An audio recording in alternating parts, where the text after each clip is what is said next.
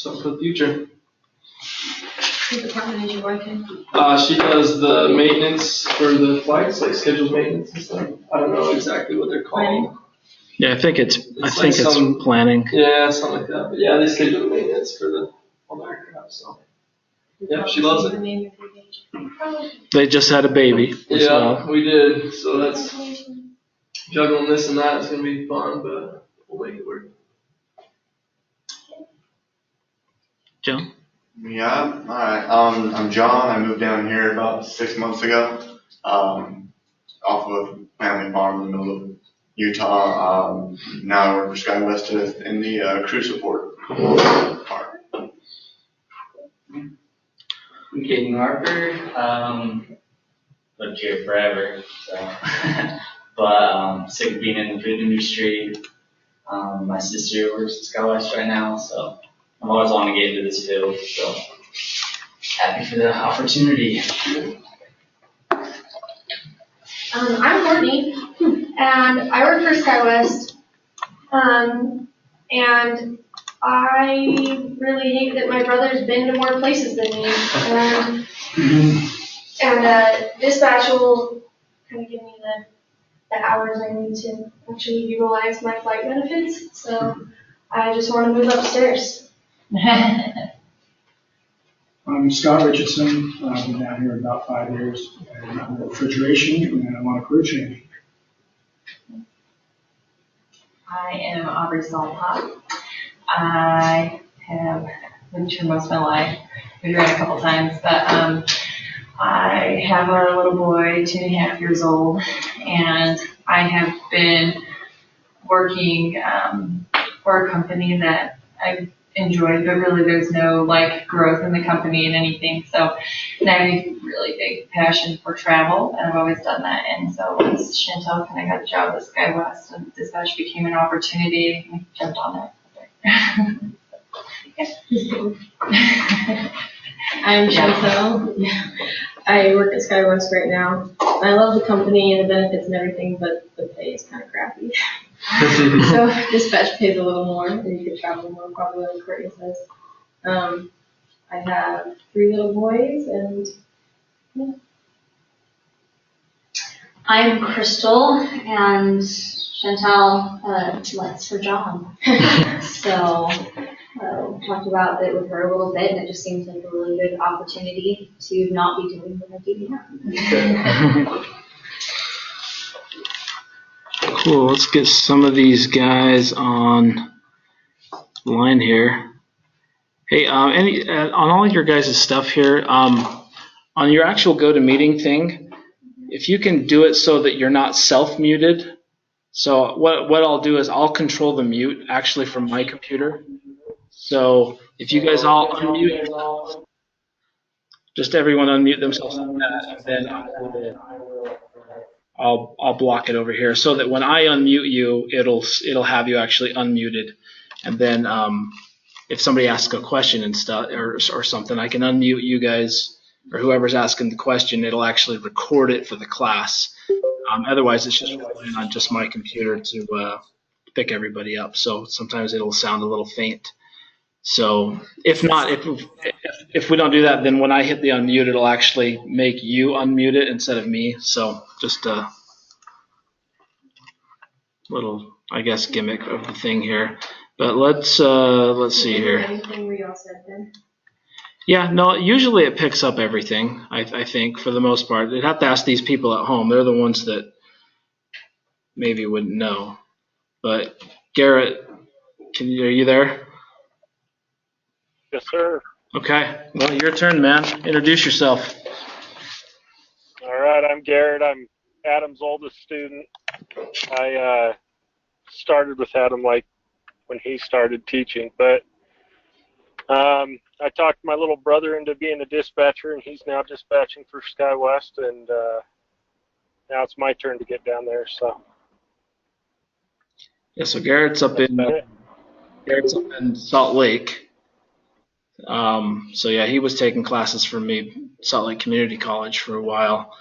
Up there when I did it, it was a 2-year program, so obviously a little bit different scenario now. But he's just kind of finishing up. He's been in and out doing some other things. So let's see here. Jaden, how about you? I'm Jaden. I'm Adam's nephew. He's told me a lot about this, and I'm super interested. So yeah, I'm in Salt Lake. Yeah, no, he's my nephew. He's up in Salt Lake. Cool. And let's see here. Andrea. Yes. All right, I've been in flight with SkyWest for almost 8 years. I am up in Portland. And about a year ago, my interests were piqued, and it just took asking the right people the right questions of what I was interested in and moving into the company. And slowly but surely have been through this process of getting here to do the dispatch program.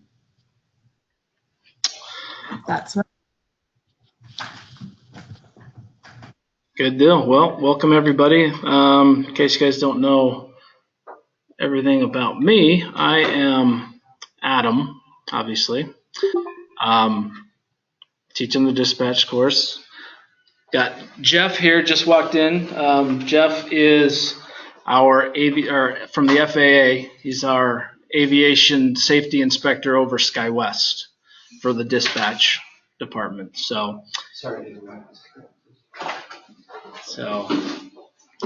grab a seat. But yeah, we'll have maybe we'll have Jeff introduce himself here.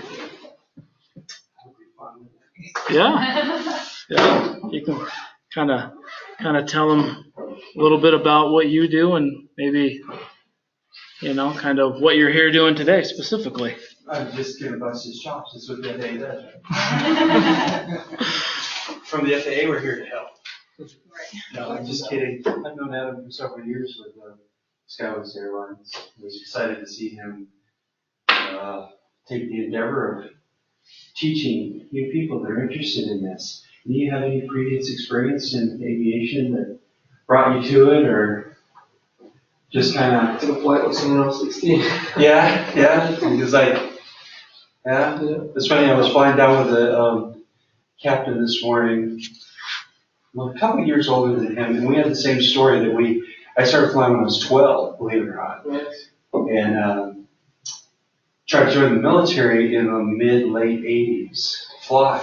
And it was funny because this guy's the only guy I've met in 30 years, and with the same experience, like, there was no slots. You have college education, you have everything you need, and of course I couldn't afford to spend $100,000 on flight lessons, so he did the same thing. Somehow he managed to get there. I didn't. Went to dispatch instead. So that's how I started more than that years ago. I started with an airline that doesn't exist anymore, which is very common. But sometimes it's just an interest, and I tell you what, it's a crazy job. I'm sure you've talked to them about some of your experiences.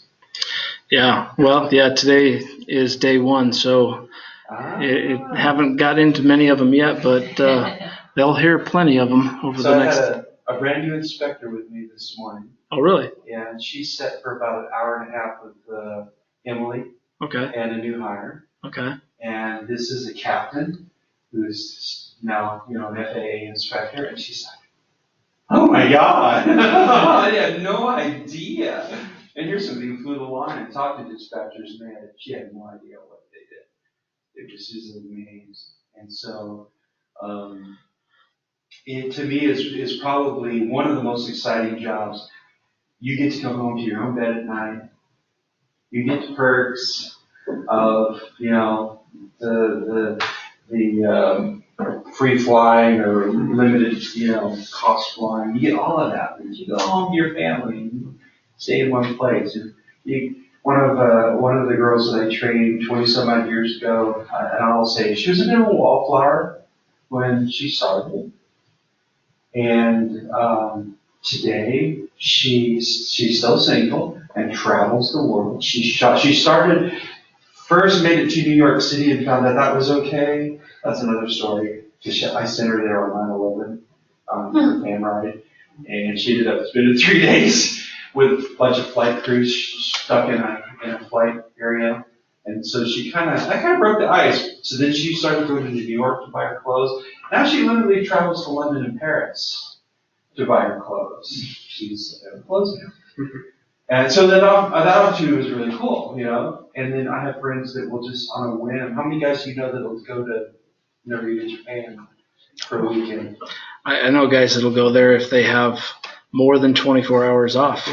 Yeah, it's crazy. So that opportunity is great, but what it does give you is an extremely challenging job. If you like to play games and you like to play challenging games and you're very good at juggling, what one friend of mine described, she said, you're the best manager of chaos I have ever known. Because literally that's what your job is.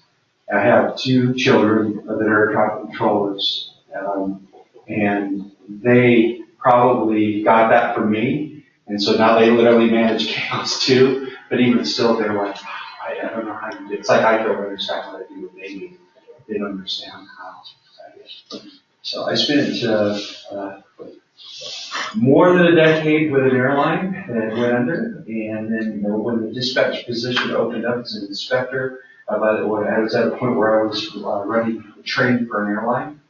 I was working dispatch. I managed all of the dispatchers. There was, I don't know, we probably had 130 over, we had 4 certificates, 4 different airlines, and then also top some.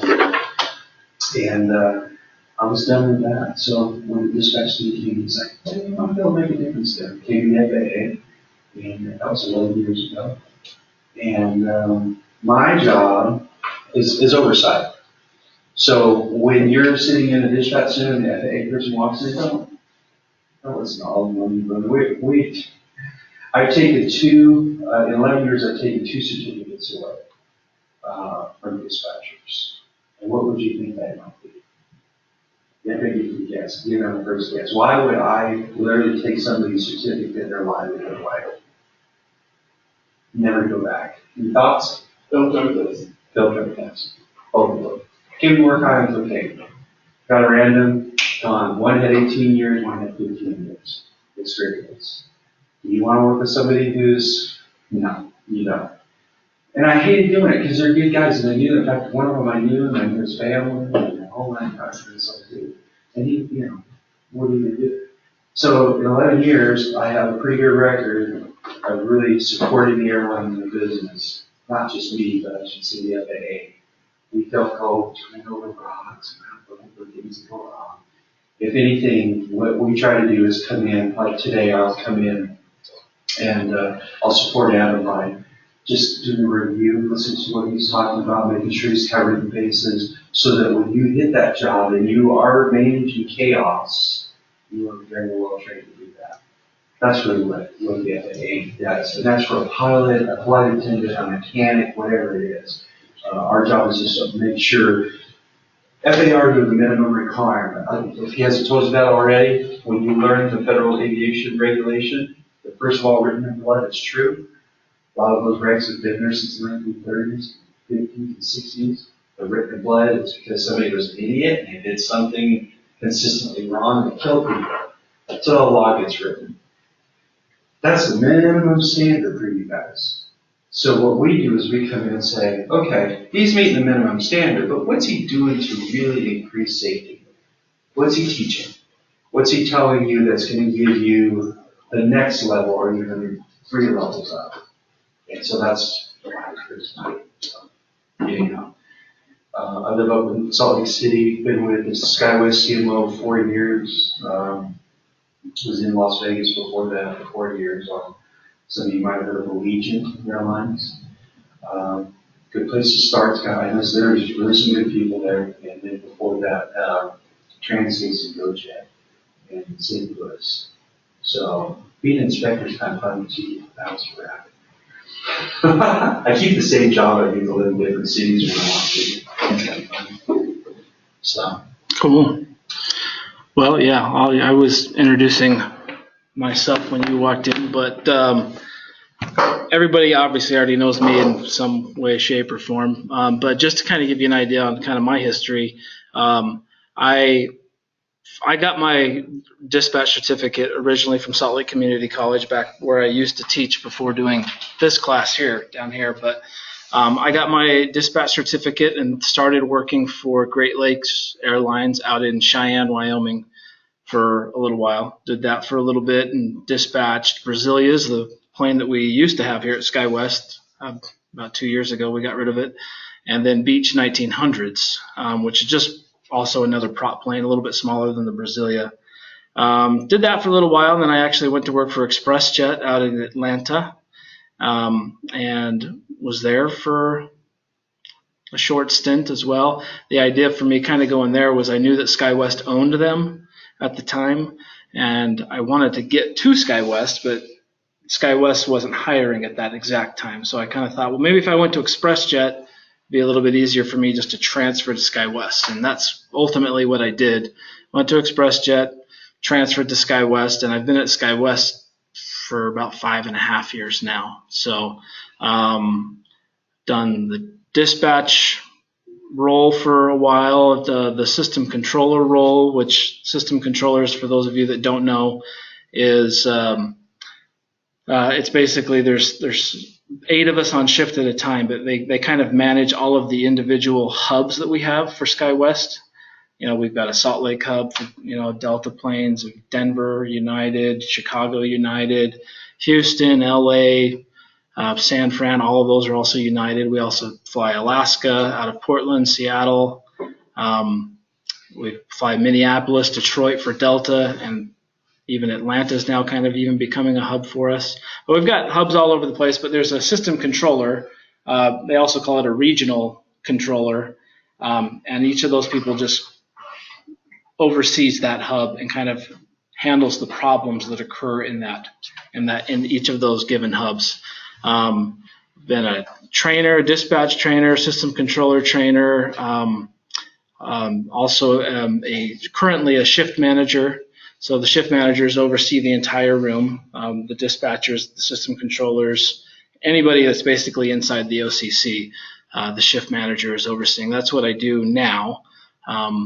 In addition, but I also stay qualified on the dispatch side and the regional controller side, and I will actually do, in a given week, I'll actually do all of those things every single week. So it's move around a lot, but a lot of variety in the job. But also for those of you that don't know, I'm not sure, but I'm actually, once this class is over, mid-October, at the end of October, I'm going to go do what Jeff does, except I'm going to move out to Louisville, Kentucky, and be the dispatch inspector over UPS. So that'll be a whole new ball game for me. Cargo world, ETOPS, which many of you probably don't know what ETOPS means yet, but ETOPS is basically talking about its extended operations, and what it is talking about the planes that fly like, the really long haul routes, like over the Pacific, over the Atlantic. But yeah, it's a whole different set of criteria when you're talking about dispatch, stuff that you don't do at the regional level. But yeah, just a bunch of that stuff. So looking forward to that. But I've got 4 kids. I've got a 12-year-old, 5-year-old, and then I have 1-year-old twins. So got a lot going on. So in addition to doing this and working at SkyWest, there's. And you guys get pass privileges and all those co-chairs, right? Yes. So it's co-chair meaning the SkyWest airline, but they share the airline coding for reservations with Delta, American, United, and Alaska. Yep. So you get passes on all those, and then you get the ID90s on the others, which is fantastic. Yeah. We don't get any of that at the FAA, right? You get zip. You can get a cup of coffee. Yeah. But that is all you get. Yeah. That was probably the hardest thing to decide that I'll be giving up, I think, is the flight benefits. I don't think at SkyWest, you'll never have better flight benefits anywhere you work. Even if you go work for a mainline carrier directly, you might get paid better, but you will never have better flight benefits. So those of you that end up working for SkyWest as a dispatcher, And obviously, many of you already work there, so you know what I'm talking about. But Can I say one other thing? yeah, When I was in my 8th or 9th or 10th year as a manager for one of the larger, it's the competitor, it's Republic Airlines, now Republic Holdings, Chautauqua back when I started back in the day. And I had never, at that point, I was sitting on Alaska Airlines. Alaska Airlines was kind of, that's where I went back when I grew up on the West Coast, and we had you just didn't see jobs. If you're going to get on Southwest, you had to have a minimum of 10 to 12 years sitting on a desk. And you needed to have heavy experience. If you had a 7.3, MD-80s might have counted, but primarily the heavier, bigger jets. In the last 3 years, I've literally watched people come out of the community college classes, probably as you taught, and 1 year later working for Southwest Airlines. Come to this company, and I'm very proud to say, and I'm not an employee of SkyWest, but this is probably some of the best training if you end up at SkyWest that you're going to get anywhere. It's better than nothing. And yeah, so they just hoover up all the people of SkyWest Airlines. Not to say the other airlines aren't great, you can get good experience and get the same sort of picking. But you guys, the growth in the dispatch portion is phenomenal. And if you have an interest in flying, the latest from Washington, one of the studies I just read, I was blowing my mind, called a super dispatcher. Have you heard this? Bits and pieces, yeah. Bits and pieces of it. But basically, if you're a type-rated dispatcher, meaning the company sends you out, you've got a pilot's license and an air transport pilot license, and you go in and they put you on whatever, the 73400 or something like that. They're actually talking about having a dispatcher, you as a dispatcher that holds that pilot license, flying as a first officer and up to 6 flights at one time. That means only person in the cockpit is the captain. There's only one person in the cockpit, and then you sit down here and do all the rest of the work. So you're still managing the FO duties. That's crazy, isn't it? Yeah. And you're the dispatcher. So you're the one still doing all the flight planning. And you're helping that person because the automation's getting to the point here that they need with the cockpit a lot of like. When you go to your camera, you'll see that they, it's gear up, positive rate, 200 feet. Yeah. Select. Okay.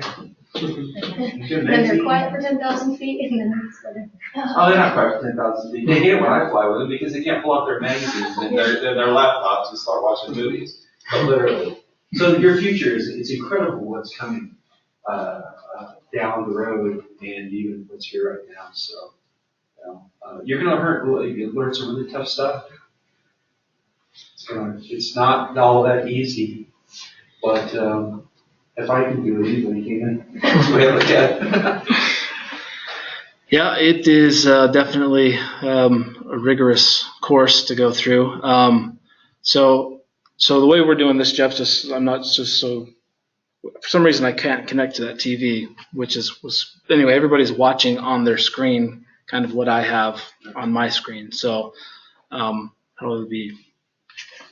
I guess you probably don't have a laptop or anything with you, do you? Oh, no, I did not bring it this time. So everybody can see kind of what I have on the screen now, I'm assuming, right? So just kind of just starting fresh, run through our syllabus and kind of just to see how things are kind of be laid out for the next 8 weeks. I can't figure out how to mute you on this one. How to mute? Let's see. It won't go all the way to 0. It won't. So there's not like just a mute little. Huh. That's weird. No, it doesn't. Somebody else on mobile or a tablet or something. Yeah, I'm on the tablet. She's on the tablet. How'd you get it to show? I mean, I just turned it down as low as I could. It also won't mute, but I don't hear anything, so obviously. As long as it's not causing feedback. I know you can barely hear me coming out of there, but as long as it's not traveling back to my computer, that's what will cause the feedback. So, should be fine. But as long as you can kind of see what I have on my screen here, the aircraft dispatcher course manual. Just gonna kind of just run through this. There's a lot of the stuff that's obvious, our address and things like that. But what I want to start getting into here is first just talk about the eligibility requirements.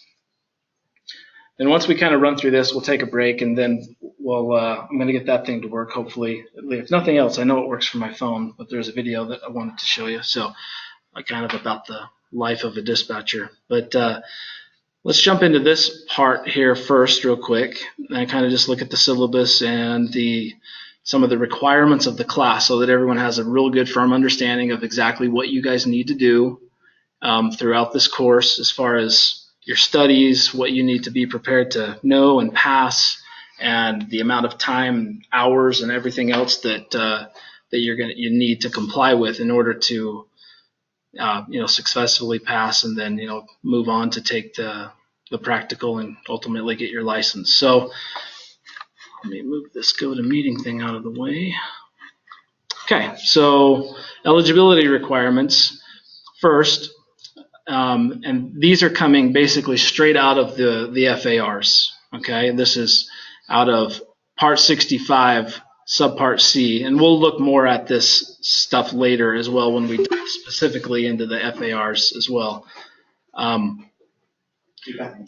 Yep. But the authority to act as an aircraft dispatcher requires an aircraft dispatch certificate, which everybody should already know. To be eligible to receive an aircraft dispatcher certificate, a person must comply with the following requirements. Number one is be at least 23 years of age. Be able to read, speak, write, and understand the English language. Does anybody, other than the fact that we live in the United States, can anybody else think of why you have to be able to read, speak, and write and understand the English language? Any random wild guesses? Because international people can take this course. You don't have to be a U.S. citizen to be a dispatcher. The English language is kind of like worldly, It's the language of aviation. Anywhere you fly in the entire world, they're speaking, they should be speaking English. Except France. The French don't care. Okay, yeah. That's no lie. You'll find that out at UPS. Like, really? Yeah. Yeah, so that's the only place. Chinese, they don't have an issue with it. The Russians, no, but the French. Just the French, yeah. Yeah, well, it does make sense. But yeah, anywhere you go, that's what should be being spoken on air traffic control. Anything that they're doing aviation-wise should be in English. So you need to. That's why that requirement is in there specifically. Next, pass the required knowledge test, which is the ADX, which Courtney did. That was this morning? Yes. Awesome. Yeah. She passed it this morning. That's great to have under your belt already. Pass the ADX test, which every one of us I know has talked at length about already. 70% or higher on that test. To be eligible to take the required knowledge test, a person must be 21 years of age. Also pass the required practical test prescribed by FAR 65.59 and comply with the requirements of FAR Part 65.57, which is receive a statement of graduation issued or revalidated in accordance with FAR Part 65.70, showing that the person has successfully completed an approved aircraft dispatcher course, which is exactly what you're doing now. So at the end of this course, provided that you do well and pass and everything, you will receive a statement of graduation. Graduation requirements. Students must complete and be present for 200 plus hours of instruction. So this course, the way I've put it together and designed it, is in total 240 hours The requirement overall is 200 plus hours. So I have built in more to kind of cover, all the subject matter required by the FAA, and then a few other things in there as well. So 200 hours of instruction. Students must pass a weekly quiz. So it says 8 on here, but there's technically just 6 because I forgot to minus out the final test and the final. Well, it's 8 total quizzes / tests if you include the final and then the final flight plan. So, but there's every week there will be a weekly quiz. You must score 80% or higher on each quiz. Students must attend 85% or more of all of the classes or webinars as well. That's kind of in conjunction with meeting up with the total hours requirement. Students must pass a final exam at the end of the course covering all subject matter with a score of 80% or better. Students must pass the ADX, dispatcher knowledge test, with a score of 70% or better. A certificate of a passing grade must be provided and contain in the embossed seal from the approved testing center. But you'll all see that when you get it. So you need the ADX before you can take the test for the class. Correct. Yeah, the ADX so there's my test from the class, but then in addition to that, there's also the 2 FAA exams which are required to get your licenses. The ADX knowledge written test, which is the one that's talking about here, and then after you take that, you take the practical, the FAA practical exam, which is a mixture of oral questions and then flight planning and things like that. It kind of encompasses everything. But one of the big portions of that is doing a flight plan and then basically getting questions from the examiner, just about anything dispatch really. Jeff can probably tell you a lot about that more specifically. But what would you say is it 60-40 kind of oral versus the practical? Yeah, that's probably a good balance. It just depends on the candidate. Yeah. You kind of make or break yourself when you're taking that test. My question is, I can take the class test, and then do the ADX, and then do. Mm-hmm. Okay. So, yeah. So I'm just thinking, do I need to cram the ADX in while I'm doing the class? It really depends on what works best individually, and that's what I say. I obviously I kind of pressed passing the ADX before we actually even start class, just to not have it on your plate during class, because the class in and of itself is a lot of study, to not have to try and put the ADX into it as well. So it really just depends on what you're individually capable of handling. In the last class that we ran, nobody had passed it before the class started. Everyone did it afterwards. Some are still kind of in the process of doing it as well. But most people, once the class finished, over the next 2 or 3 weeks, they did the ADX, and then they took the practical like a week after they took the ADX. And then, got their license. That just extends your school, basically. Yeah. So testing, you keep studying even after class.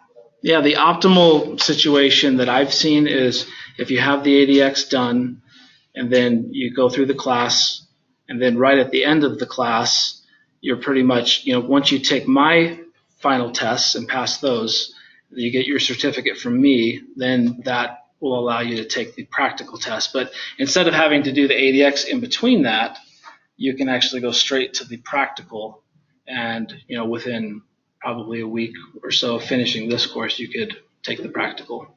So because you'll be the way this class flows is that all the flight planning stuff is all towards the end, and that's what we finish up doing. And so the flight planning is a big portion of the practical test. And coming right off of the heels of just having done it in class, as well as doing it on the test and then my final test, then going into that is usually the best situation to keep because it's all manual flight planning. Everything you're doing in here is, no computer, nothing like that. So it's one of the only times really that you'll ever really do that in your dispatch career. Because for the most part, most operators, most airlines don't do anything manually. Like SkyWest as an example, if our computers shut down at SkyWest, we simply do not operate at all. We don't do any manual flight planning. So, it's one of those things that kind of leaves you over time unless you stay fresh on it. I mean, the only reason I probably still know how to do it is simply just because I teach the class. But most people, if you were to grab a random person at any airline and ask them to manually flight plan, most of them probably couldn't do it anymore. So, but it's not really, it takes several hours to work up a manual flight plan. So, it makes sense that we don't operate if our computers aren't working because, with 2,400 flights a day, like at SkyWest, you just simply, you'd maybe be able to do a flight plan for maybe 100 of those total with everybody working. So I don't know. It just wouldn't work, obviously, logistically speaking. So, Do they still have any weekend courses? Does anybody teach a weekend ADX? Not that I've seen. So they're long gone. Back in the day, they had them where you could go in and, they cram basically how to answer the questions. They can see, Yeah. And you can go past the test. Because most of what you're going to learn, especially if you've been around aviation, you know what ACSI is, or anything for this ADX test. Well, this class will teach you that, but if you don't have a way to study on your own. But they're Gleim and a few others have some books out there. Yeah, so the one that I always push is Shepherd Air, program. Airs, Yeah. That's what everyone seems to have the best. But find somebody in the class that's in the same boat and say, hey, let's study how to sharpen each other and that's fun. So a lot of times you'll step out and be freshly vetted with your temporary airman certificate. 2 weeks later, you're going to be hired. And things are going well. So it helps. Yeah. At the end of the course, students must turn in 5 completed flight plan packets. We'll talk more about that as we get into that. Upon completion of all the graduation requirements, students receive a graduation certificate that fulfills the requirement from FAR 65.57. Students receiving a graduation certificate will be referred to take the aircraft dispatcher practical test. The graduation certificate will be valid for 90 days from the date received. After 90 days, the certificate's void and the student must be revalidated by Aircraft Dispatch Academy, so by me, essentially. If the course operator, which is once again is me, determines that the student is still at a proficient level, a new graduation certificate may be issued for another 90 days. That would be valid for another 90 days. Attendance requirements. In order to comply with the FAA required 200 hours of instruction, students must maintain an attendance rate of at least 85% at all classes and webinar presentations. If the students fall below the required attendance rate, an automatic course failure will be given and noted onto the student's record. Incompletion of the course requirements. In the event that a student does not complete all of the course requirements, a statement of incompletion will be given. The statement will list the number of hours completed as well as the test scores received in each subject matter area. All hours completed, scores received, as well as the reason for the incompletion will be noted on the student's record. All student records are kept and maintained by Aircraft Dispatch Academy. Hours completed can be credited towards future classes. The determination of that is just made by the course operator. You can kind of see the breakdown of the hours there. It's not necessarily the order we go in, but we spend roughly 20 hours on FAA regulations, 40 or more hours on meteorology, 25 hours on navigation, 30 hours on aircraft systems, 10 hours on aircraft performance, 5 on weight and balance and air traffic control and emergency procedures, 5 on each, I should say. Practical dispatch applications, about 40 hours. Flight planning, about 60 hours. So you can kind of see where it kind of breaks down there. And then below that is the sources of information. You know, where are we getting all of the information for this class and all of the things that we're teaching. A lot of FAA published materials in here. Obviously, the FAR AIM, the Federal Aviation Regulations, the advisory circulars. You'll see what all of this stuff is. You kind of see there's a big list of different things that we use here, as well as some SkyWest manuals for the CRJ 700, which is the aircraft that we use in this class. Weight and balance, different things in here. You kind of see. So yeah, then it basically jumps into the kind of the course outline. But let's see, 6:35. Let's take a 10-minute break real quick. Everybody needs to grab water, go to the bathroom. I'm gonna try and find this video thing, or try to get it to work. But yeah.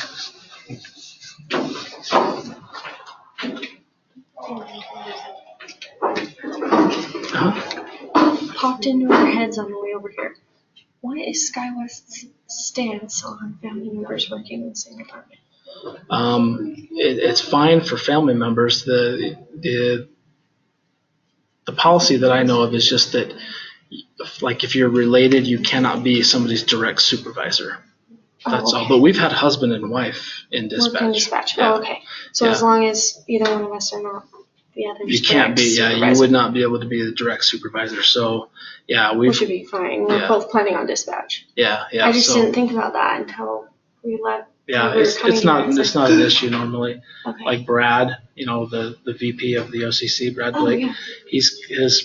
His nephew is in there. Well, actually, he was going to go. Well, I guess he's technically still in crew support, but he's trying to get in there. Actually, even his other nephew is in there though too. So, yeah. So I know of family members, but none of them in the same department is what I understood. Yeah. So I was like, I don't know if that's okay. So Yeah. we were hoping that was before we continued with. We've had a couple of married couples, both as dispatchers. So it's just that person neither of them could ever be In charge their of the other. supervisor. Yeah, that's the only thing. So. All right. Well, Yeah. we're planning on being on the same level, so Yeah. that won't be a problem. I was nervous about that. Oh. Yeah, not normally a big deal.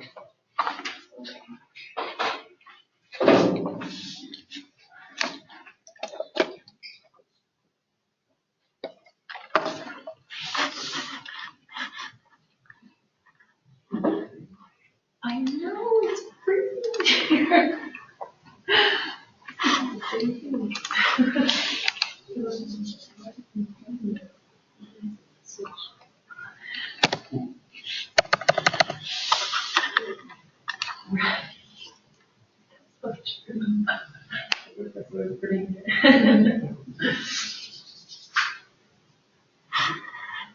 Just keeps getting colder too, I swear.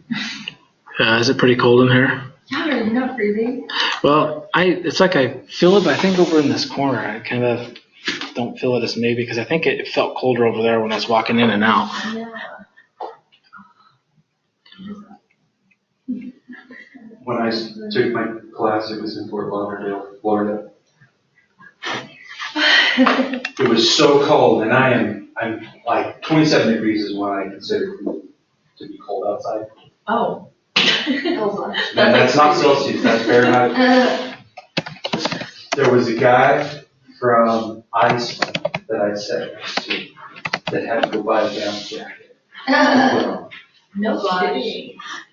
Every day. Then this is in South Florida in the dead of summer. But the lady that was teaching it had it so cold in there. There were a couple of people that actually dropped out of the class because they just couldn't handle it. They couldn't get enough warm gear on. And They're so cool. I have family that lives in my immediate area, and if it's 87 degrees, they'll turn on the heater. Oh, I know. You know, like, oh, it's so cold. That's how I am. I keep my house at like 78. My family comes over and they're like, oh, it's so hot here. My house is so perfect. Yeah, so I was kind of feeling your pain here. It was kind of funny, but. My wife likes it cold, her baby is scurvy. I call it the abominable scurvy. That's cute. That's so cute. I'm freezing, right? Yeah, perfect. too. The heater in the garage, so I go out there and warm up. Yeah, I step outside to thaw all the time.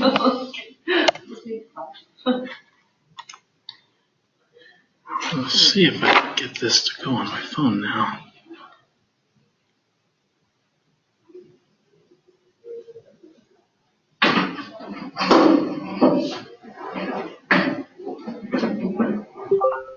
So your test and the weekly exam, or the weekly quizzes, are those things that we can also retake if for some reason? Yeah, you will get a retake on them. Okay. So yeah, it's not like a Like one if you don't like a pass one and one done week, deal. you're done?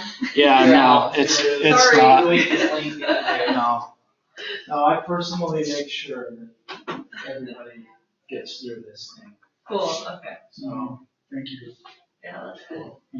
Thank you. Like, Thank you. you have to get 85% every week on the quiz. So what if I don't? yeah, Another check. yeah. Now, you only pay for this course once. So even if you, for some reason, didn't make it through the class, which, like I said, I personally make sure everyone makes it through. But even if not, you can continue to take any future classes. So even though I'm leaving, the course will still run. It just won't be run by me. It'll be run, actually, has any of you guys heard of Jefferson Academy out in Denver? No. So, the guy who runs Jefferson, it's basically, it's probably, would you say Jefferson is now probably the biggest dispatch training academy, Jeff? Yeah, it's one of the top two. And then Sheffield, Jefferson, Sheffield, probably the Jefferson. two top. Anyway, they're in Denver. But the guy who runs that is going to basically run this course. So, And I keep my thumb firmly planted on him. yeah. Yeah. Yeah. I've known this guy for like 11 years. He's a good guy. Yeah. Good instructor. Yeah, no, he is, I never talked to him until he emailed me that one day, but I've heard of him for my entire dispatch life. So, did you just get a text from me? On that? Is it the 8? Oh, okay, yeah, I see that one. Yeah, Have you ever seen that? I don't think I have, but I'll put that one up there too. The one that I'm gonna put up, I'm not sure if you've seen, but it comes from, it's from Delta. If you've never seen this missile one, it's priceless. You might have everybody right. Yes. In Spanish. Or some language.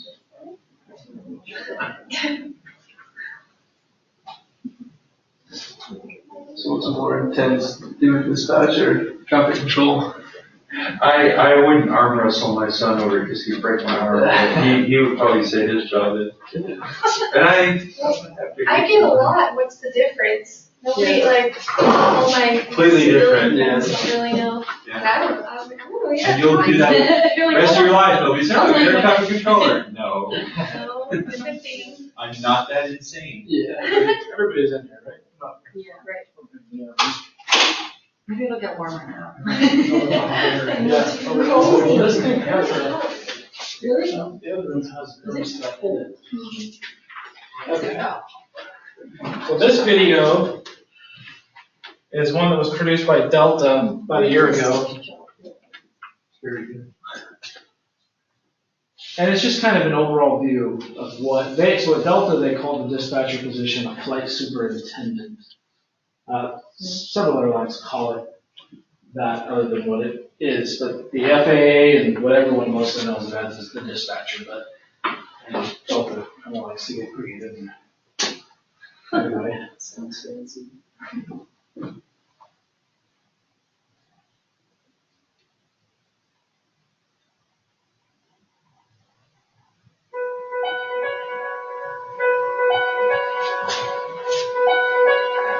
It's got to be similar to an emergency room. When those doors open up, you don't know who's coming in or what the problem's going to be. You might have a flight member calling he's got an emergency on board, his engine just shut down, you don't have another flight calling with medical emergency. Each day, because of its challenges, weather, operations, equipment, food, every day is quite different than the last.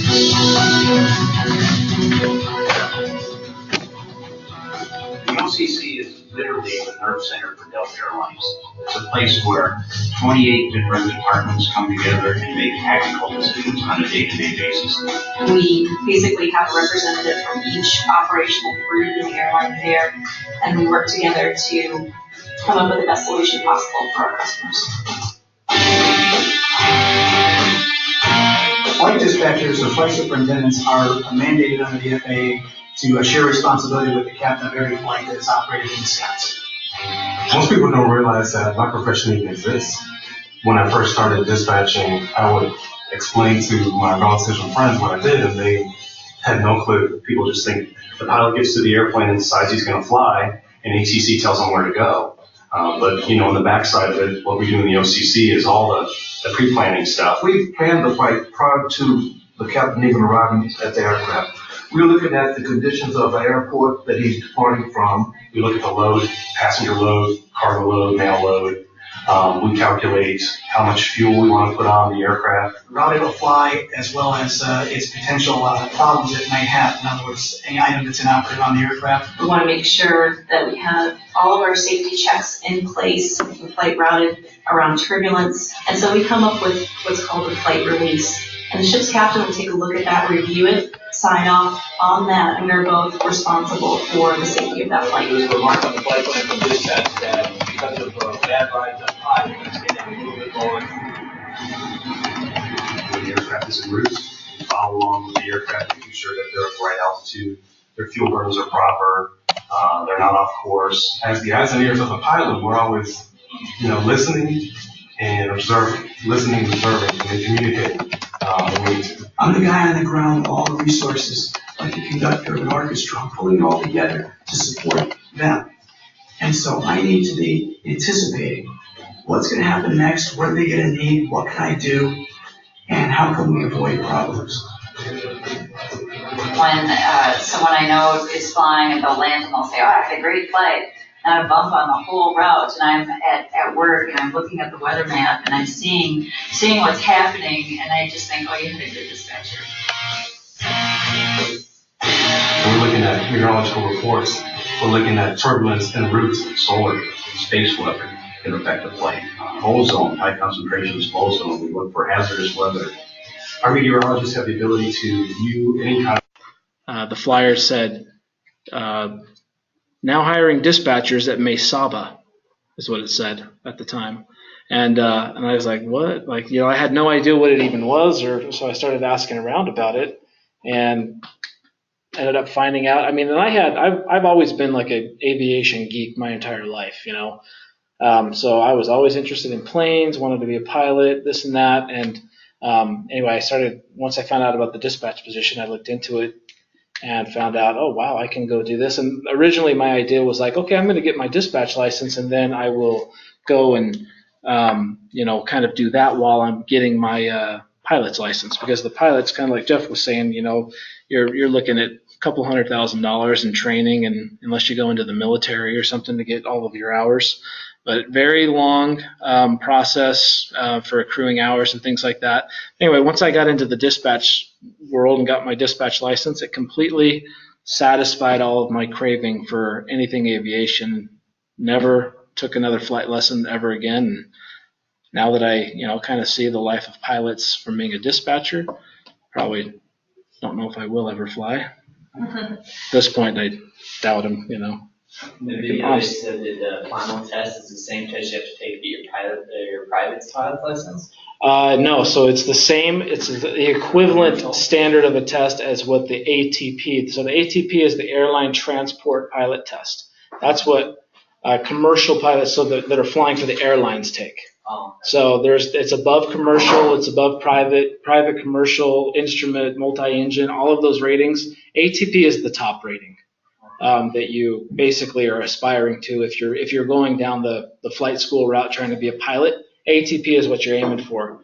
You got to get 1,500 hours of flight training and in order to get hired on with an airline. But yeah, the ATP is always been kind of deemed as like this monster test that pilots have to study for and take, and the ADX it comes from the exact same question bank. They're the same, not the same test. Now, granted, there are different tests, the questions and things like that, but all of the question bank itself is the same. So it's considered exactly the same level as far as difficulty goes. So if you ever hear anyone ranting and raving about passing the ATP, you can say the exact same thing for passing the ADX, essentially. Yep. And if you're really unlucky, I'll give you a hint. You can stop your test and say, I want to take a difficult one. There's about multiple variations that they can give you. And every once in a while, you get really unlucky. You get an ATP test. You don't get a DX. So it's an ATP DX is what we call it. DX being the dispatcher portion. But they can, if you go to a CAT center or wherever you normally take it, did you take yours at a CAT or? Yeah, it's at the college. At the college, The yeah. testing center, yeah. It's probably a CAT testing CAT, center, computer, yeah. Sometimes they'll screw up and you get them. And then you're like, and when you get your 14th pallet load questions or your 9th HSI is giving me this direction, stop and say, I've got an ATP test, I don't have an ATP TS test. And go, About how many palette questions should you have? you'll probably get 2 or 3 on the dispatch because it's basic loading, you know. Yeah. You'll finally get to understand what this stuff is. But you don't do this in a regional game at all. You know? So I didn't do that. I had like 17 of this, and I just got the pilot test. And when I got done, I was in a cold sweat, and it was really bad. And the instructor's like, she went back, she looked at the test, she goes, "You just took the ATP test. Sorry." Well, I passed it, so I did it twice. And then I found out later about they changed it. That test is actually being changed, but anything in the FAA is glacial. So since 2006.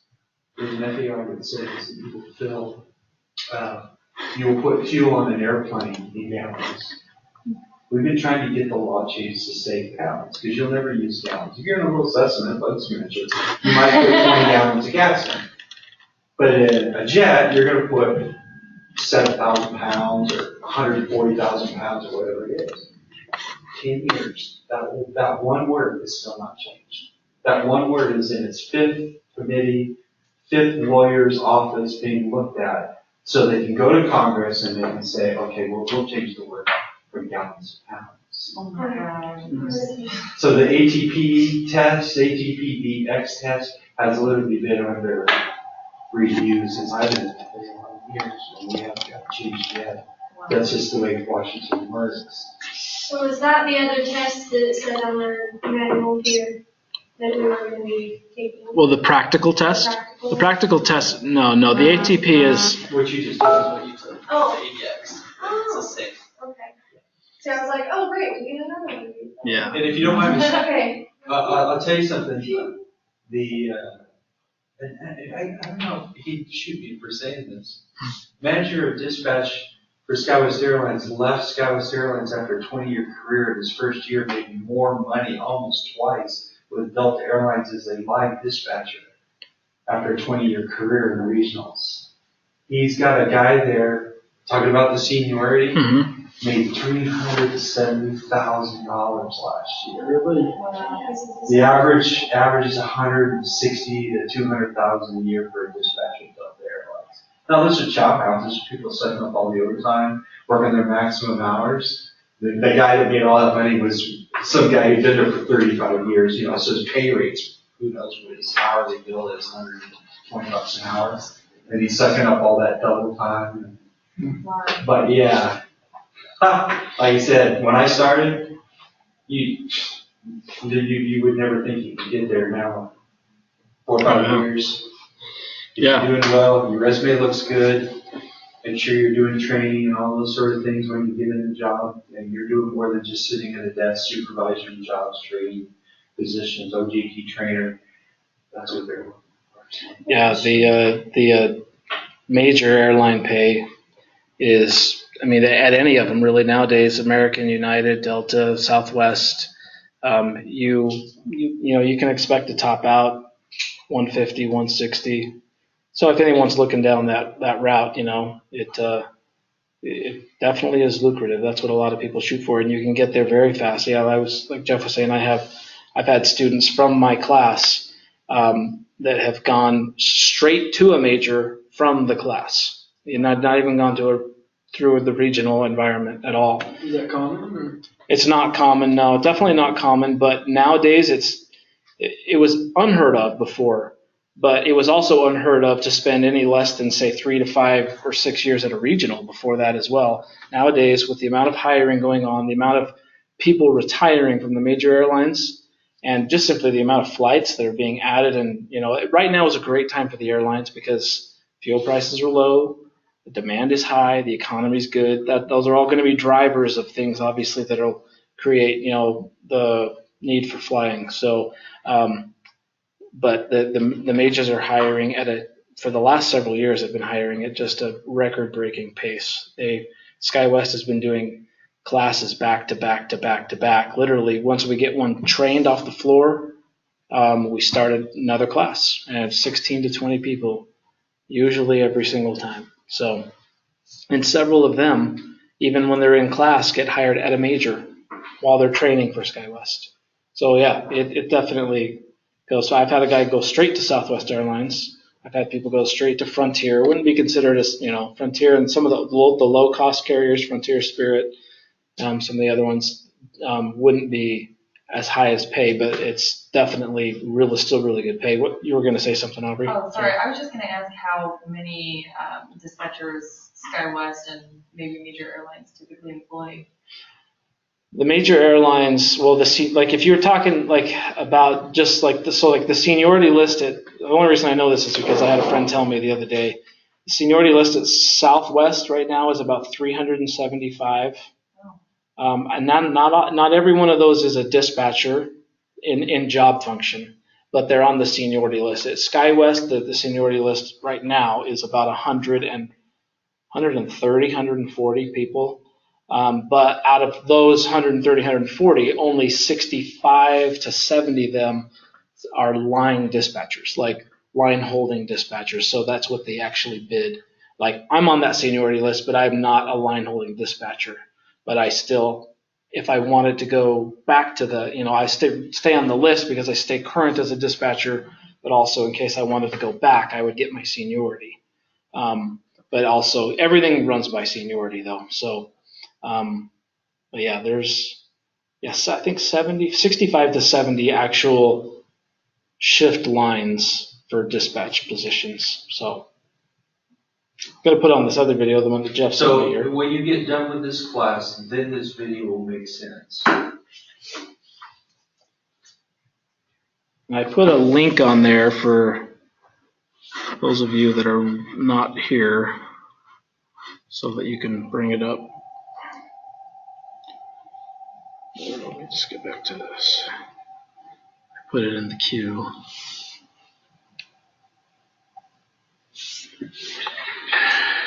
The missile knows where it is. Just learn the basics and you'll be in good shape. Yeah, the whole thing is basically, that's kind of an important thing to understand is once you get out of this class, you have the basic necessities that you'll need to go into an airline and start learning. But from there, it's just, you have an idea of what you're going to be doing and you're signed off, you're licensed and everything else, but it's basically from there, you start learning everything that's airline specific.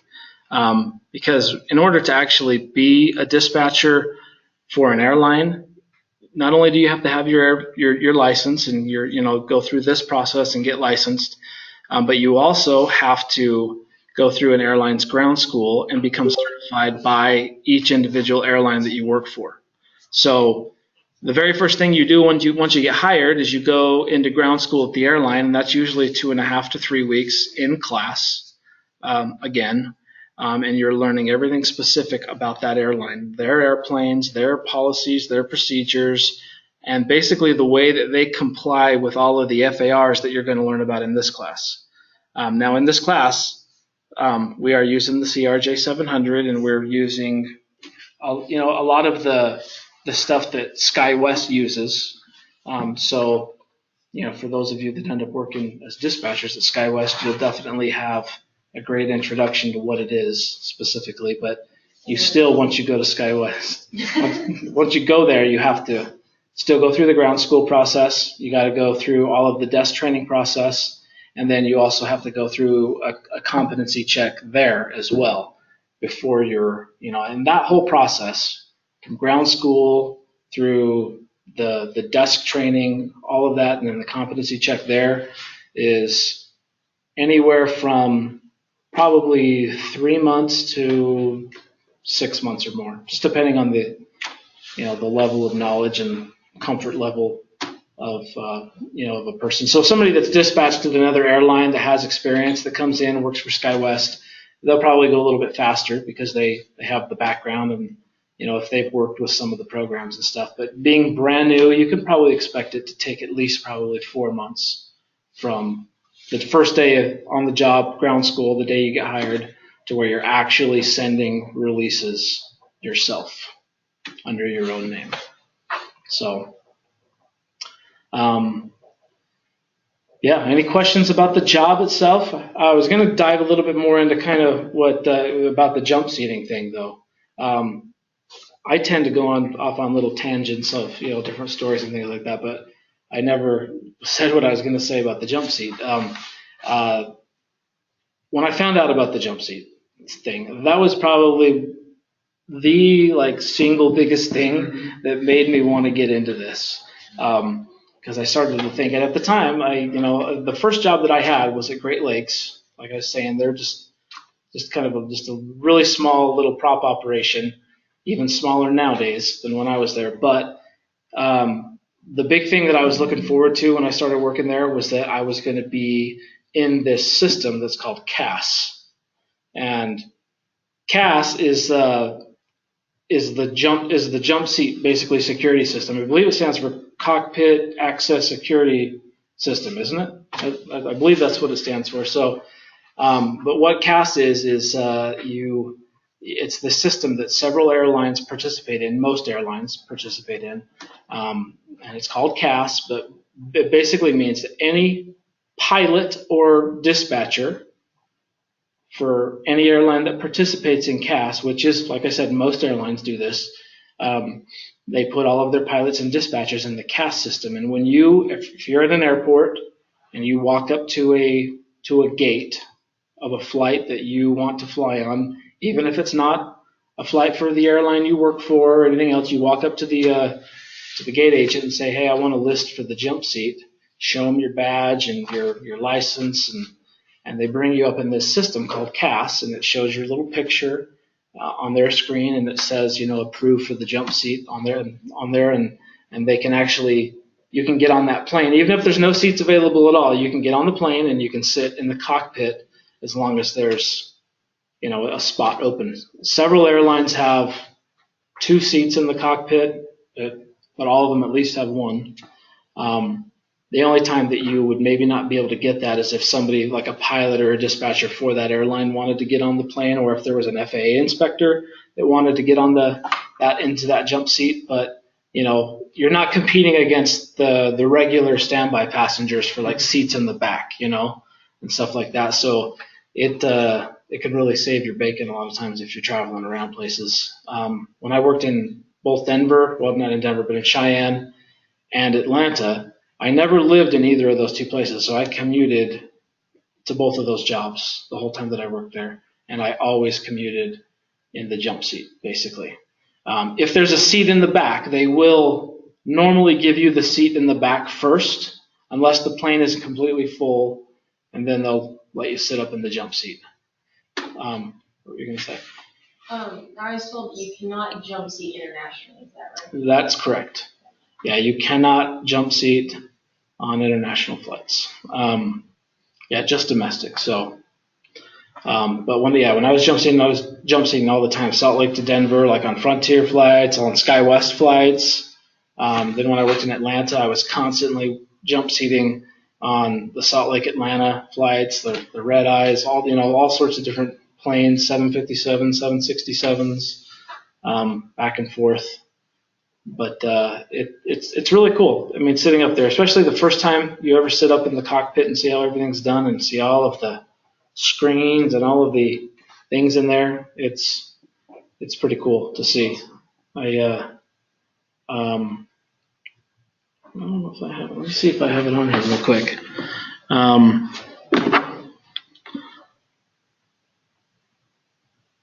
So you said you can do that with any airline, so do you just go up at the gate, and if they say, sorry, we can't, or something, you just go to the next gate and write out one of those? Yeah, if it's a flight that you're wanting to get on, yeah. Yeah, for instance, just as an example, when I used to go to Atlanta, I would always first try to get on the Salt Lake to Atlanta flight because it's nonstop. Obviously it's going to get me the quickest. But that flight, because Salt Lake is a Delta hub and Atlanta is a Delta hub, it was always very difficult because you got a lot of commuting pilots on that same leg, on that same flight. So the non-revs just sitting in the back the list was always 10 miles long. So that was usually not the best approach, but I would make the flight. Sometimes I wouldn't, but if I didn't, then I always had this little backup plan. I would run over to the Frontier gates and I would hurry because there was always a Salt Lake Denver Frontier flight that left about 20 minutes after this Salt Lake Atlanta flight. And so it was always open. So I would always run over there and I'd hurry and list for the jump seat on the Frontier flight and get in that one.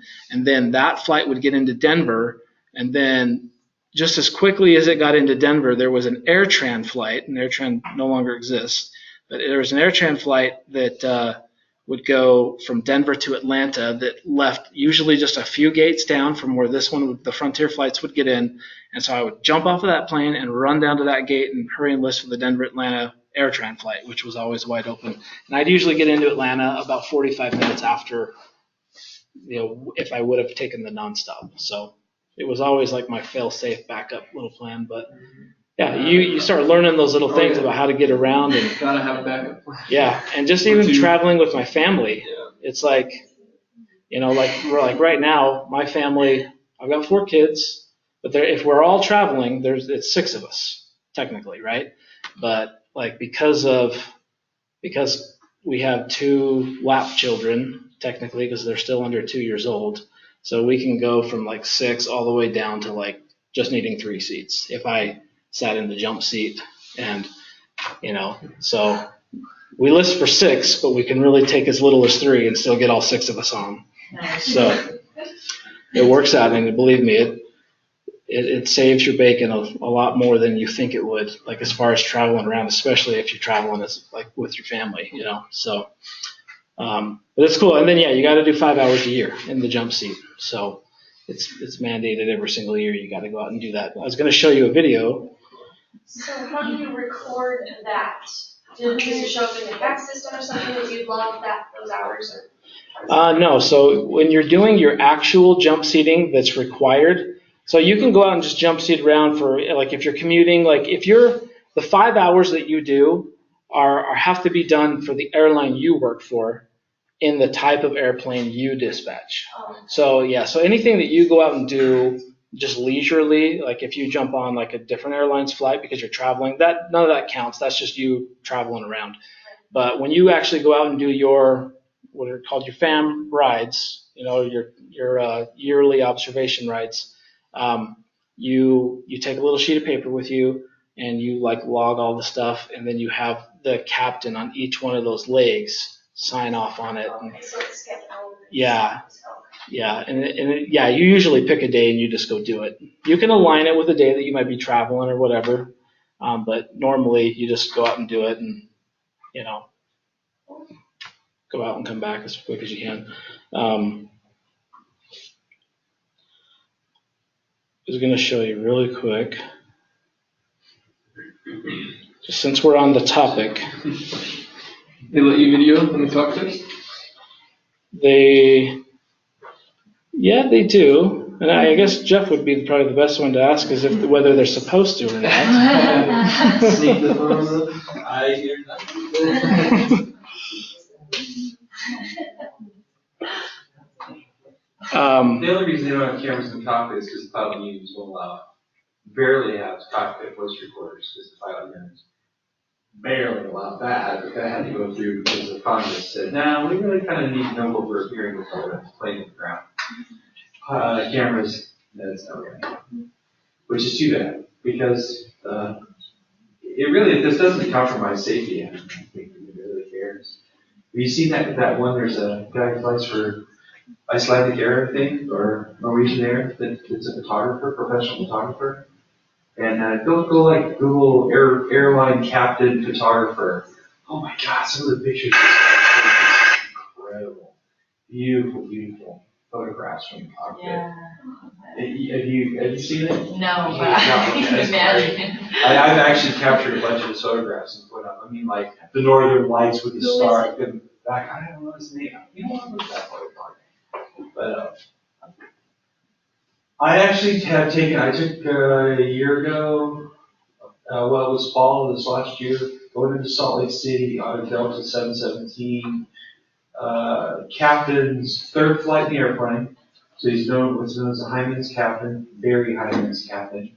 And the FO was just over 100 hours. So normally you don't put two people who haven't flown the airplane together. This guy just got over the FO got over his period of 100-hour period, like just by a few hours.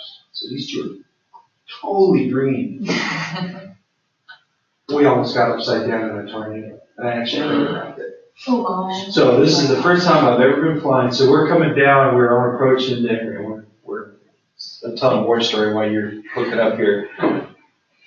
You could see the front moving in, you could see how bad it is. We kept changing our approach to get turned around to the runway because you could see this black rolling cloud coming in. So as we get up towards this cloud, I'm looking out there and I'm going, that is the first time I've ever seen it rain up. The captain's got the airplane configured for descent. The airplane's not descending. And the wall of water is going up. I'm thinking, okay, this is a ridiculous updraft. So we kind of skirt to the outside of it, turn around, come back. Now we're facing it, it's coming this way, and we're lined up. We're, I don't know, maybe 4,000 feet, probably 10-mile final. And I'm looking at the lake, and the FO goes, look, there's a water spout. And I'm like, no, look, it's a tornado, and it's right here. And at that point, the airplane is nose down, gears down, flaps are down, engines are pulled back to idle, and we're climbing. This thing is so powerful, it's actually pulling the airplane up. And that's the point when the captain says, I'm going around. And by the time we went around, I mean, it just about got us turned over before he recovered it and we pulled out and flew out. Oh my I was like, God. holy crap. And I still have a picture. Because at that point, I was going, click, oh, wow, it's cool. You can see a tornado up close and personal from 4,000 feet till the airplane. So I'm guilty of doing that picture? Oh, yeah. I've never put it on any public media because I get in trouble, I'm sure. So that's why I'll leave it alone for him. You should pull it up and show us. Oh, it's not yeah, it might be. I don't know. But anyhow. Did you find it? My thing was connect again. Cat videos. Yeah. It'll make sense. I wonder how I just switch this for video. Just try and do video on this. I don't know if plane or aircraft with it. Anyway, let me basically say what this at least was here. So last year when I was doing my jump seating, I went St. George to Salt Lake City, and then I went Salt Lake City to Sun Valley, Idaho. Anybody who's been there? So Sun Valley is a pretty cool airport. It's kind of a tough, once you learn about it from a SkyWest standpoint, it's a little bit more of a difficult airport to to get in and out of. Generally, Twin Falls. No, when we got into Sun Valley, it was all good. It was all fine and dandy, and we got in there. And it was on our way back to Salt Lake City. This was in January. But Salt Lake City's weather just totally tanked. It was one of those, you know how they have the inversion? You get that inversion. So the visibility went down. You'll learn all about what this is later on, but they measure it in visible feet, basically. So it's called RVR. Runway Visual Range is what it stands for. But the visibility dropped down to 1,200 feet RVR. So 1,200 feet is, it's less than a quarter of a mile. So anybody can do the calculation on that. So you can only see 1,200 feet, and when you're in an airplane, 1,200 feet is, it's a matter. You basically can't see. So yeah, you'll see. If I can get this stupid thing to play. There we go. I don't know why it's not playing on this, but. Can you pull it up on your computer and share it on our screen? Let me see if I can get it to, let me check, I might be able to. I know that when it plays video on this, it gets choppy. So that's why I try not to do it on this, but.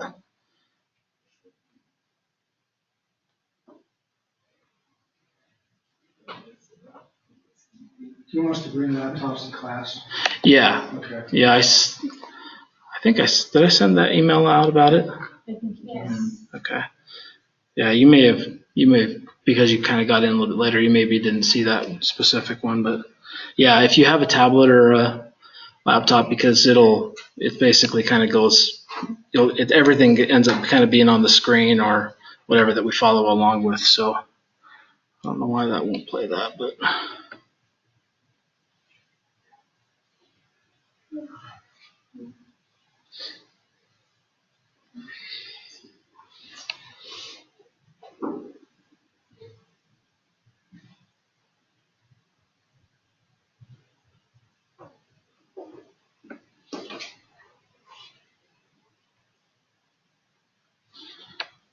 Let me just see here.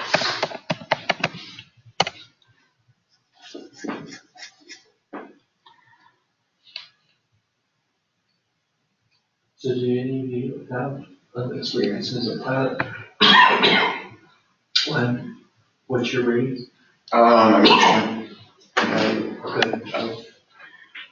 was like, I'd taken the knowledge for commercial and got like 68% on it. And I just like, I'm done with this. It's not fun anymore. Just a grind for hours, 20 hours. And just like doing all the flight, doing the math for the weight and balance and trying like scheduling the flights. That was the only thing I really enjoyed anymore. So I decided to see what dispatch is all about. But you got the instrument part though. That's very good. So many guys on the class never talk to the instrument part. Can you guys see that on your screens? Yes. Yeah. I'm going to try to play it. I don't know how well. If it doesn't come through, I'm going to put the link in here real quick.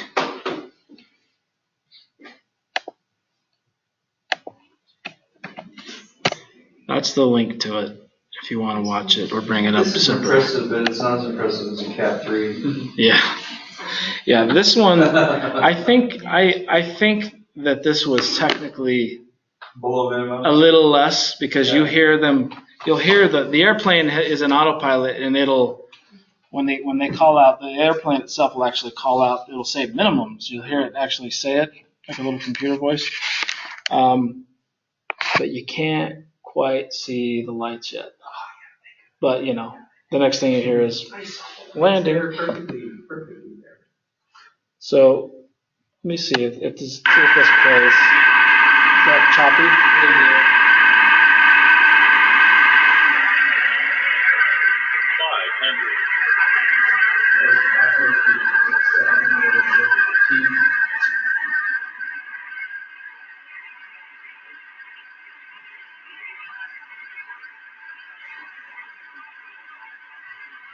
That might be a bit better. If you guys just want to come watch it up here. And then Jeff can see it too. Let me make up right here real quick.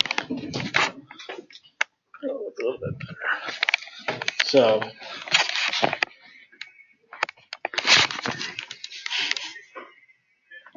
you just watched it on there. So, let me see here. And then you put it on the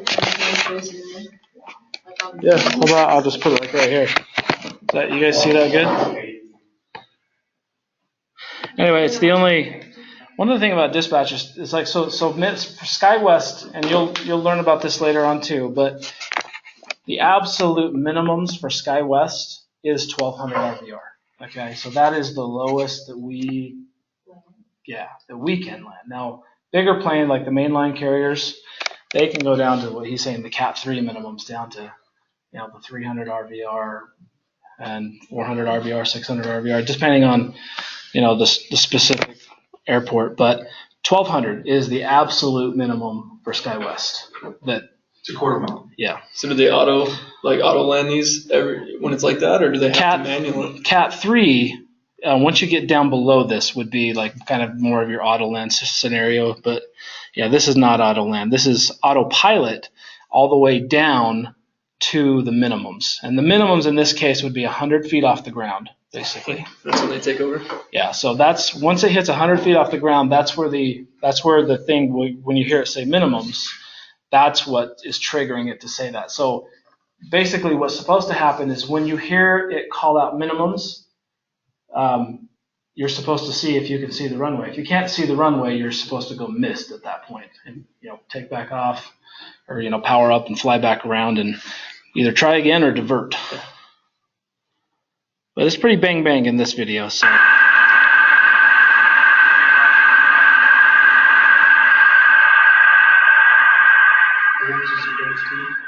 3-4 left and 7-8.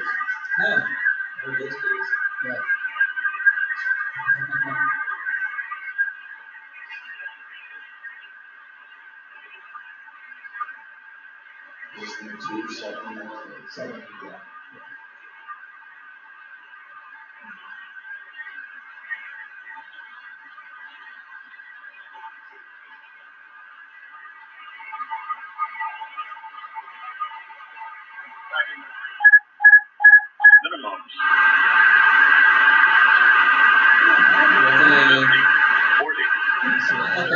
That's not before, man. You see, it goes in and then it's like you could see like the rabbit, but then it went back out and then back in. It's kind of it's crazy. Yeah. Anyway, that's awesome. That's actually great video.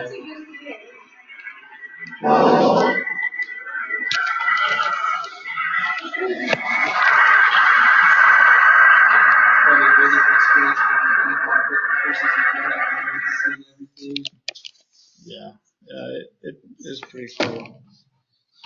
Now, both pilots and the airplanes have to be certified for that too, right? Correct. Yeah, we see those on our black box, Yeah. but I didn't really ever know what it was we were encoding these as before. Yeah, and What a Cat 2 is, what a Cat 3 is. yeah, Cat 2 would just mean that the airplane is eligible in that case to fly a Cat 2 approach. However, and this is all stuff that we'll cover as the course goes on, but yeah, the pilot has to be trained, and the aircraft has to have all of the equipment in order to do a Cat 2 approach functioning. Essentially, is what. But yeah, we'll get into all that once we get into the actual aircraft performance, the systems, and the MELs.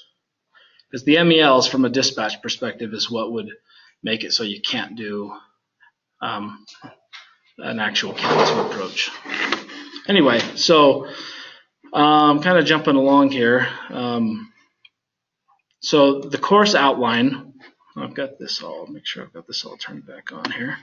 The course outline, the way it kind of goes, so obviously today's day one, we're kind of our introduction stuff, talk about FAR Part 65 and the requirements, and watch, a few different PowerPoint presentations and videos, kind of like we've been doing. But from here on out, basically starting tomorrow,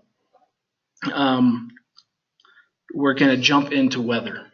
And we are going to basically jump headfirst into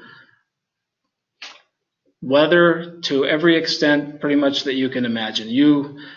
During this course, and as you throughout your career, you're going to basically all become pretty good meteorologists, essentially. Practical meteorologists. Yeah. You're going to be able to forecast weather. You're going to realize that a lot of the weather that we get from the National Weather Service isn't always 100% accurate. You're going to, as you become familiar with different airports and things like that, you're going to get familiar with the time of the year, the time of the day that you're dealing with, the time of just basically other situations that are going on around it. Your temperature spreads, your just like watching clouds, watching radar, seeing where fronts and different pressure systems are. You're going to be able to become pretty good at forecasting your own weather. And in a lot of cases, and I like to say this, kind of with a little bit of pride for the dispatcher, a lot of cases you'll be better than actual meteorologists at they actually give us our weather information. Just as a good example is like when you deal with thunderstorms and things like that, like Denver is a really good example. At SkyWest, you become very, very familiar with Denver and like the weather patterns in Denver and how thunderstorms develop and like what you're looking for to know whether you can see whether you think that you're going to get afternoon thunderstorms. Now you might look at the forecast, and the forecast that we look at may not tell us that it may not think that thunderstorms will be present, and it might actually say, oh, it's going to be nice all day. And we'll look at forecasts and things like that as we go through the weather. But if you have a flight going from, let's say, somewhere in California, from LA to Denver, so you're going to be there. So once you actually start planning a flight, you're planning a flight anywhere from 90 minutes to 2 hours before it goes at SkyWest, before the flight actually is going to leave. So you start looking at the weather, and then you think, okay, well, that you're sitting here 90 minutes to 2 hours before the flight leaves, and you're looking at your destination of Denver, in this case, or it even could be Chicago or really anywhere, but just using Denver as the example here because it's more notorious for the thunderstorm weather. But you might be looking at it, and then your flight time might be 2 hours, 2.5 hours. So you might actually be looking 4.5, 5 hours into the future at this point, trying to figure out what you think the weather is going to be like in Denver. And some of the products that you're looking at and you're relying on may not indicate that there's going to be anything going on. It may and it may not. It's kind of depending on who's doing it, and I guess the time of year. They're more accurate than other times of the year. But anyway, a lot of times you as the dispatcher, just depending on your own familiarity with what's going on and the timing of year and things, you might think, wow, I don't believe what I'm seeing from the forecast standpoint. You might add extra fuel, add an alternate, things like that, and take precautions based simply off of your own assessment of what you think is going to go on as compared to what the weather indicates is going to go on. And you'll find that as you become really familiar with airports and your familiarity with weather, you actually will prove yourself right, probably more times than not. You end up sending a flight, you put a little bit of extra fuel on there so that they can, deviate around thunderstorms and things, or holding fuel for once they get to Denver in case thunderstorms pop up, or even alternate fuel to be able to divert to another airport in case a thunderstorm ends up going over the field in Denver and, they end up holding all of the arrivals and not letting people land. And, any regular dispatcher that just simply relies just simply on what the printed weather is and just goes specifically off of that and not uses some of their own experience and a lot of those other factors that you just develop over the years would just plan the flight, bare bones, minimum fuel, and the flight gets there and it ends up not being what it said it was going to be, and ends up having thunderstorms everywhere, and then your plane doesn't have anywhere, it doesn't have any extra fuel to do anything with, so it ends up diverting.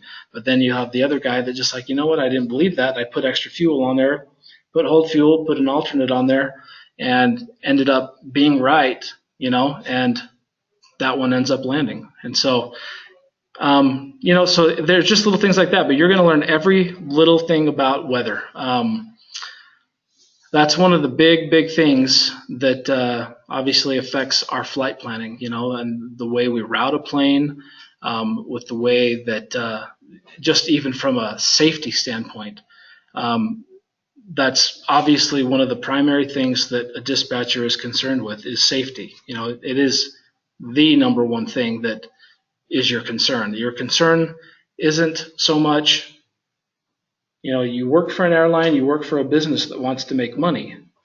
But as from the dispatcher point of view, you have a license that you're licensed through the FAA, and you have to get all of this other stuff. And part of that is because you are individually responsible for the decisions you make as a dispatcher. Even though you work for a company that's trying to drive dollars and cents, trying to drive the bottom line, and wants to make money. They don't want flights diverting, obviously. They don't want to be carrying more fuel than they need to be. But the dispatcher, you are in that position where you don't necessarily, you get to make your own decisions. You're not going to have somebody standing over your shoulder telling you how to fuel a flight and how to do this or that. It's your responsibility to make those decisions, putting aside the initiatives of a company and a business model, if that makes sense. So it's kind of one of those unique things. I mean, I don't know very many jobs out there where the job that you do is kind of separate from being able to, where you don't have to necessarily have that input. Any other job you're going to be, a lot of the decisions you make are going to be driven based off of the company agenda. And in this situation, your decisions are based off of safety, regardless of what the company agenda is. And that's why you individually are licensed. I mean, that's a big part of why it's your own thing. It's your decisions are your decisions.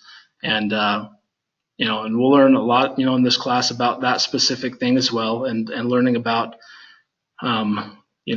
decision making specifically. We're going to talk a lot about safety.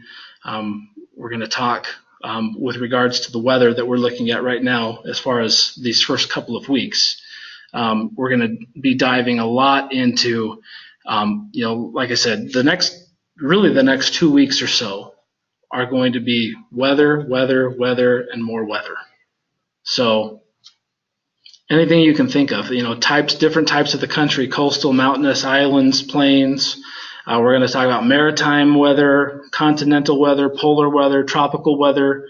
We're going to talk about the atmosphere, the layers, the composition of the atmosphere, the global wind patterns, the ozone. I mean, you can kind of just see here, you start going down the list. We're going to talk about air pressure, temperature, wind, different wind systems, Coriolis effect, jet streams, states of matter, solid, liquids, and gas, different types of precipitation, clouds. You'll find that you're going to be an expert on clouds. You're going to be able to walk outside and you're going to be able to look up in the air. And it's kind of funny too, because I mean, all of this stuff will become more interesting. There's certain things with dispatch that are naturally more interesting and some that aren't, and that's individually for each person. Some people are really interested in aircraft systems. Some people are really interested in weather. So, I don't know exactly what everyone in here will be, but I'm a huge person on weather. Like, I like going outside and being able to look around the sky and be able to tell what the weather, or kind of what's going on just by looking at clouds. A lot of times, especially lately, you go outside here and you look up here towards Signal Peak, everyone knows what Signal Peak is here, right? A lot of people call it Pine Valley Mountain, I guess. I don't think I've ever heard it called Signal Peak. It's technically called Signal, yeah. Like if you look on a map and you look at the top, it's called Signal Peak. Oh, really? Well, that's what's weird is because I thought I was calling it wrong when I learned that. I was like, is Pine Valley Mountain really called Signal Peak? Asking around. And anyway, you always see clouds on the top of it, and not so much. And sometimes it's different. Sometimes you just see it covering the top, as if it were sitting on top, rolling down it. Sometimes you see it just above it, but it always has clouds around. I mean, you're going to learn why. Why is that going on? You're going to be able to look out here, to the south, and look up, and you'll be able to see, just based on how high the clouds are, either high or low clouds. You'll be able to tell, not that you'll be able to look at it and just do all this math in your head and figure everything out, but you'll be able to figure out like the air saturation, based on a cloud ceiling, what the difference is between the temperature and the dew point by looking at, how high and how low the clouds are, little things like that. But you'll learn a lot about local weather patterns. You'll learn a lot about when you start looking at runways and how they're aligned, and why they build a runway a certain direction. Like out here at St. George Airport, there's one runway, two technically, but it's one piece of concrete. You can land on either side of it. But why did they set it that way? Why is it positioned straight up this canyon, more or less? And you start to learn, it's because of the local wind pattern and just the way that the wind naturally blows. Just things like that a lot of things will start to make more sense, weather-wise. But I've always been really interested in weather, so I like the weather stuff. But the first part of class is a lot of weather stuff. It's like I said, it's learning literally everything, weather-wise that you can really think of.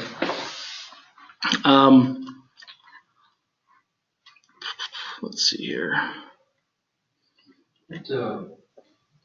What publications do you use to teach that? On the weather, mostly just the advisory circular stuff, just the ones that go through. What is it, 20? I can't remember what the number is specifically. So there's two.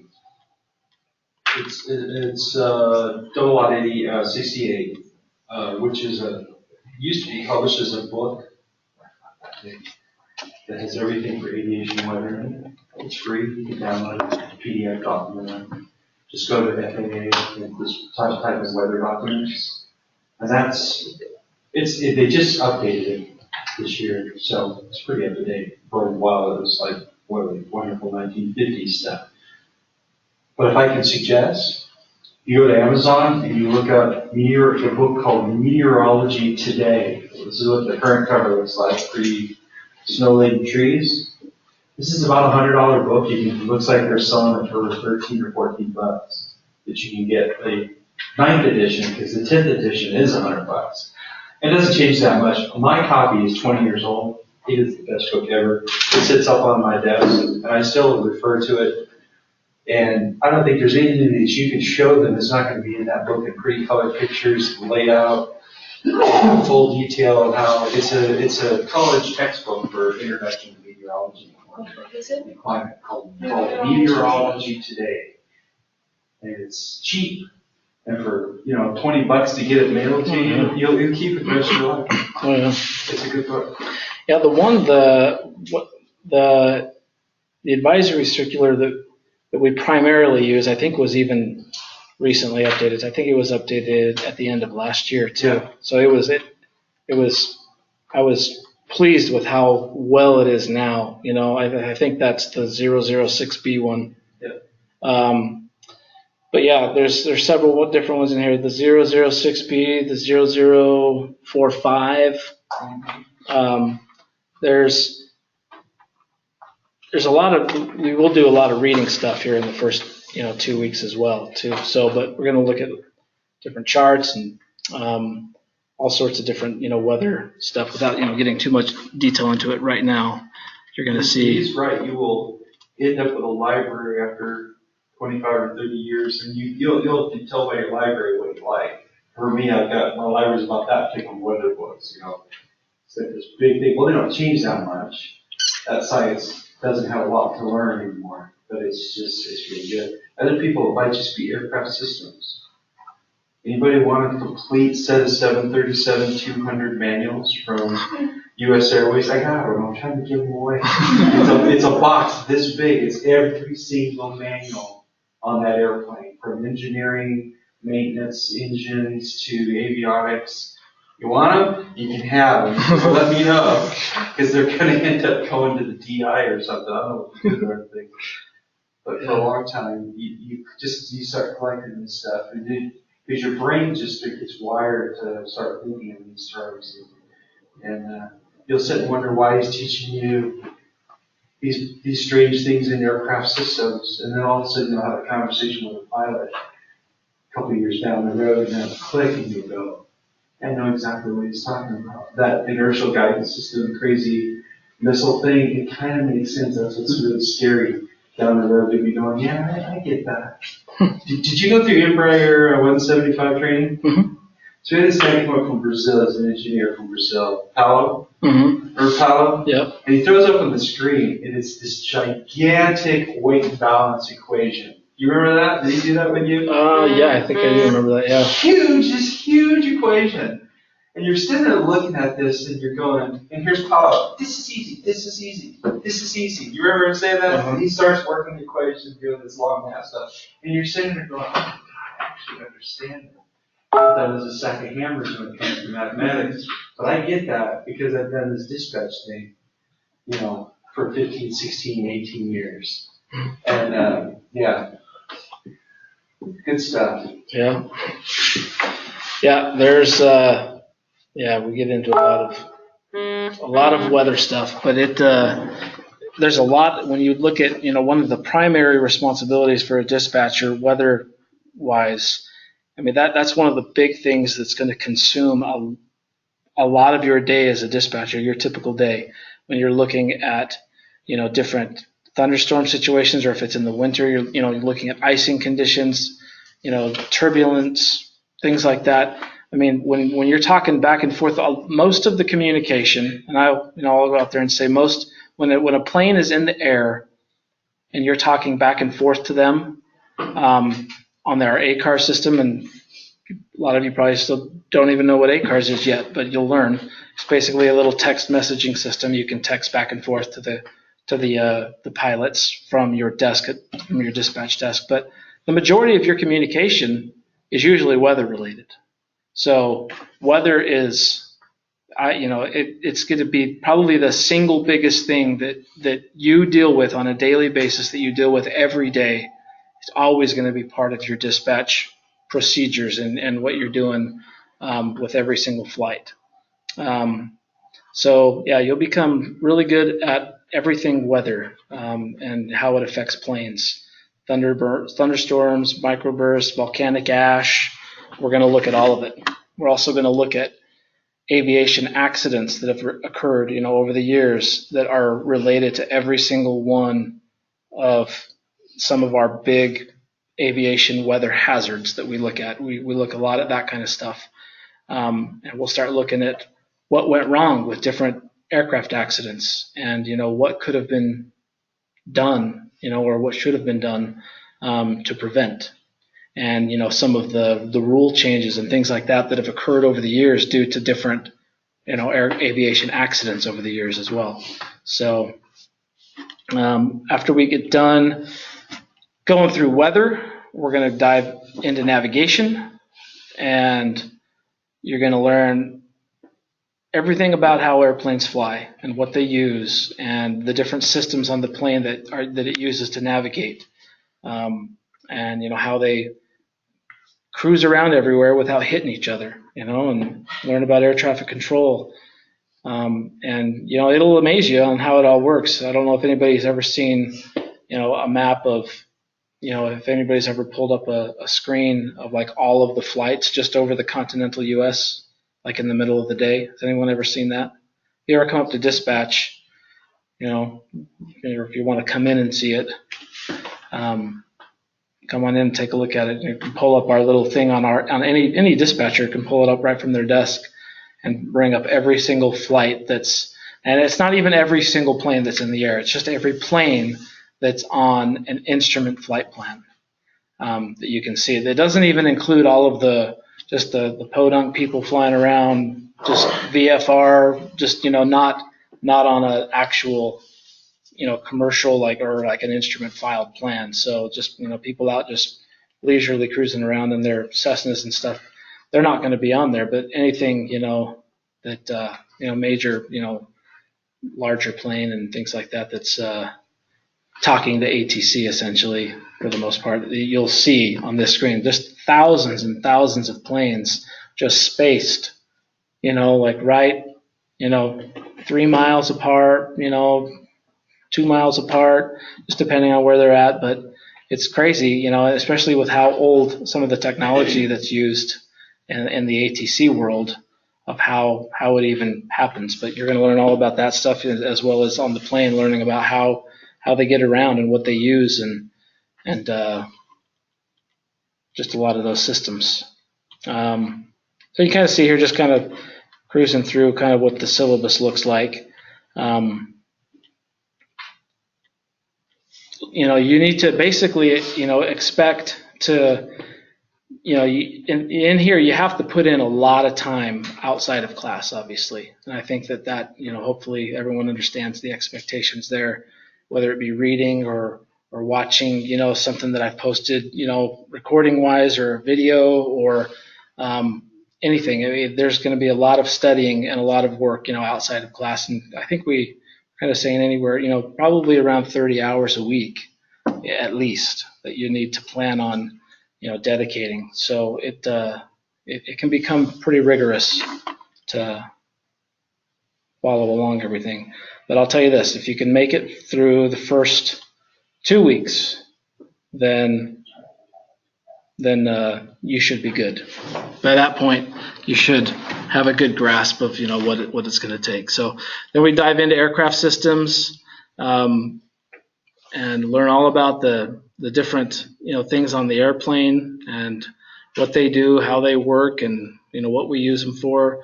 We start getting into weight and balance procedures, performance procedures, how we calculate how much weight an aircraft can actually take on it, how many people it can take, and what are the factors that affect that, on any given day, weather and all sorts of different things affect that.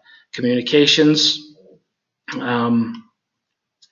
air traffic control. We're look at a lot of things. Then we're going to dive into the FARs as well. We're going to learn a lot about everything that the Federal Aviation Regulations prescribe for us. I will say, even with Jeff here in the room, that's probably going to be the most head-banging, boring part of the class. So, looks like it's about 8 now. You guys want to take another little break? 10, 15 minutes? Seems like the room is really warming up. Is it maybe just me? Yeah, no, it is. You're right. Okay. It feels much better. You're sweating. It feels better, you're saying? Like it's nice now? So cool. Yeah.